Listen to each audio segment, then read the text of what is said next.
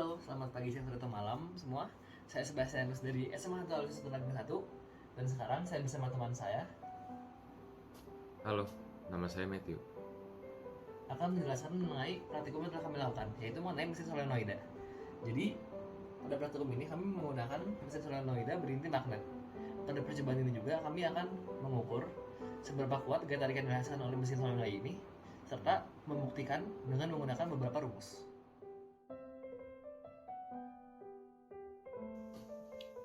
Jadi, tujuan utama dalam praktikum ini yaitu untuk mengetahui seberapa kuat gaya tarik yang dihasilkan dari solenoid berinti magnet yang telah kami buat. Tujuan lain yaitu untuk memahami lebih baik mengenai cara kerja solenoid.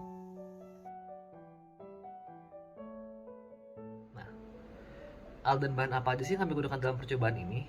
Nah, untuk alatnya sendiri, kami menggunakan alat-alat sebagai berikut. Kami menggunakan power supply, lalu ada rheostat.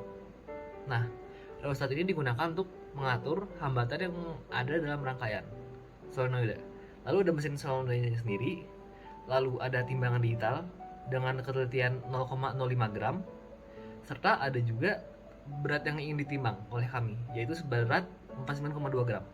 Nah, untuk mesin solenoida sendiri, kami membuat sendiri alatnya dengan menggunakan beberapa bahan, seperti papan triplek, lem tembak, pipa dengan panjang 10 cm, serta kawat tembaga dengan ketebalan 0,2 mm.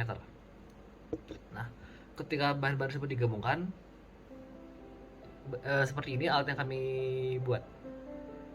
Ya, kami membuat 3 variasi dari mesin solenoida ini, yaitu dengan jumlah lilitan yang berbeda, yaitu lilitan 100, 150, dan 200.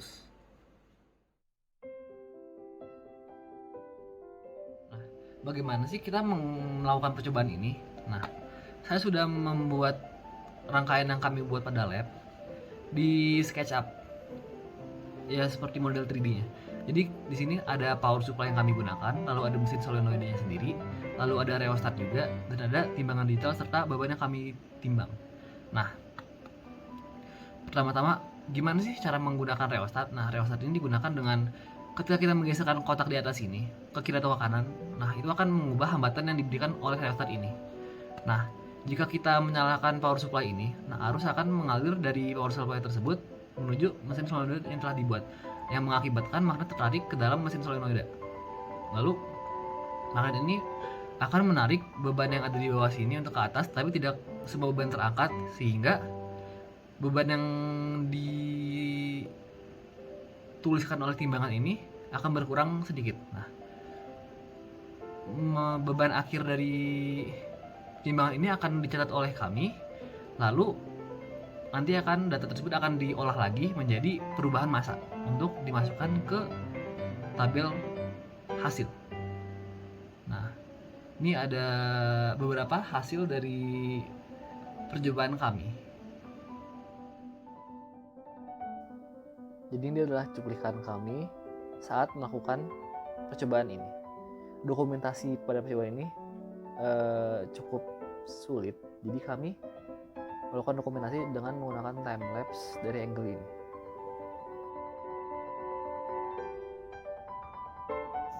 Dalam percobaan kami ini, satu-satunya variabel tetap adalah massa awal beban, yaitu 49,2 gram. Variabel bebas pada percobaan kami yaitu tegangan, jumlah lilitan, dan kuat arus listrik. Tegangan ini kami menggunakan 3 volt, 6 volt, 9 volt, dan 12 volt. Untuk jumlah lilitan solenoid, kita menggunakan 100, 200, dan 150 lilitan. Untuk arus listrik dan hambatan, semuanya dipengaruhi oleh rheostat dan juga sumber tegangan. Pengolahan data yang pertama yang kita lakukan adalah untuk mencari posisi magnet yang paling baik, atau posisi magnet yang menghasilkan gaya tarik paling besar. Kita mencari data ini dengan cara melakukan tes berbagai posisi magnet di tegangan 9 volt.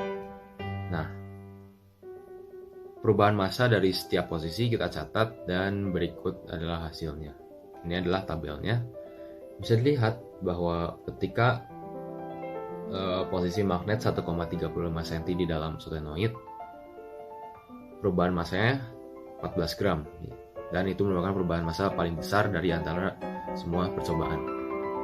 Posisi tersebut akan kita gunakan untuk semua percobaan kami agar hasilnya memberikan gaya tarik paling besar. Setelah mendapatkan posisi magnet yang paling bagus, kami lanjut ke tahap berikutnya, yaitu mengambil semua data. Nah, karena kita memiliki 3 jenis solenoid, yaitu 100 lilitan, 150, dan 200. Nah, masing-masing variasi tersebut kita lakukan tes sebanyak 10 kali pada masing-masing tegangan, yaitu 3, 6, 9, dan 12 volt. Kemudian dalam 10 kali percobaan tersebut, kita tentu saja menggunakan besar hambatan yang berbeda-beda agar arus yang dihasilkan juga beda, dan kita dapat melihat seberapa pengaruhnya terhadap gaya tariknya. Setelah semua data diambil, grafik kira-kira seperti ini untuk yang 3 volt.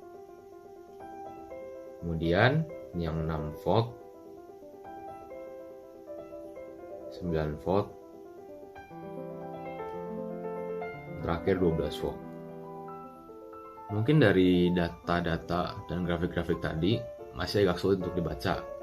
Maka untuk memudahkan pengertian, kita membuat grafik trendline. Grafik trendline ini kita isi dengan semua data dari besar arus listrik yang mirip-mirip. Misalnya sekitar 1 ampere pada setiap percobaan. Setiap percobaan, bukan setiap variasi, setiap percobaan. Dan kita masukkan lumayan banyak data, dan ini adalah hasilnya. Lebih mudah dibaca, dan bisa dikatakan bahwa yang 200 lilitan memang jauh lebih kuat dan efisien. Tidak jauh sih, tapi lebih kuat dan lebih efisien dari yang 150 dan 100. Tidak berhenti sampai situ, kita melakukan pembuktian terhadap praktikum yang telah kami lakukan. Kita dibantu dengan rumus F sama dengan BIL, di mana B adalah medan magnet dari magnet permanen, bukan solenoid. Kemudian, adapun arus listrik harus sama dari ketiga variasi solenoid yang dari 100 sampai 200 lilit. Karena arusnya kita anggap sama, bisa kita misalkan sebagai I saja. Kemudian L ini adalah panjang kawat dalam solenoid yang masuk dalam medan magnet. Nah, karena kita tidak bisa tahu pasti berapa meter yang terkena, kita bisa menggunakan rumus berikut. L besar sama dengan N per L1 kali L2 kali Pi D. N besar itu sudah jelas berapa banyak lilitan. L1 itu loh panjang total solenoid. Kemudian L2 adalah seberapa masuk magnet ke dalam solenoid. Kemudian Pi kali D itu adalah rumus keliling. Maka dari rumus itu bisa kita dapatkan seberapa panjang kawat yang masuk dalam medan magnet permanen. Setelah melakukan pengolahan data terakhir, ini hasil akhir yang didapatkan. Gaya tarik dari solenoid 200, 150, dan 100 lilitan. Nah, hasil-hasil ini kemudian kita bandingkan, kita masukkan perbandingan dengan hasil praktikum. Jika dilihat, hasilnya tidak begitu jauh dan dapat dikatakan bahwa praktikum kami sudah mengarah ke arah yang benar. Dan memang semakin banyak lilitan itu, solenoid itu semakin kuat gaya tariknya. Dari penjelasan yang telah dilakukan oleh Mendo tadi, dapat disimpulkan bahwa magnet menghasilkan gaya tarik yang paling kuat ketika berada pada posisi 1,35 cm di dalam solenoida. Serta jumlah lilitan juga mempengaruhi gaya tarik yang dihasilkan oleh solenoida. Semakin banyak lilitan, maka gaya tarik yang dihasilkan juga semakin besar. Hal ini dibuktikan dari solenoida 200 lilitan menghasilkan gaya tarik yang lebih besar jika dibandingkan dengan solenoida 100 lilitan pada medan magnet dan arus yang sama. Serta panjang kawat juga mempengaruhi gaya tarik. Semakin panjang kawat yang terpengaruhi oleh medan magnet, maka semakin kuat juga gaya tarik yang dihasilkan. Nah, jadi itu dia penjelasan dari praktikum yang kami lakukan. Cukup menarik bukan? Nah, jadi sekarang saran untuk semuanya yang ingin melakukan percobaan ini juga ke depannya, saran dari kami yaitu memperbanyak variasi dari mesin solenoida. Bisa dengan memperbanyak jumlah lilitan, bisa juga dengan membeda-bedakan ketebalan kawat tembaga yang digunakan. Serta magnet juga dapat divariasikan, jadi tidak hanya menggunakan 10 magnet. Mungkin cukup segitu dari penjelasan kami. Burung dara, burung cendrawasih. Cari dulu di Papua. Cukup sekian dan terima kasih. Semoga bermanfaat untuk semua.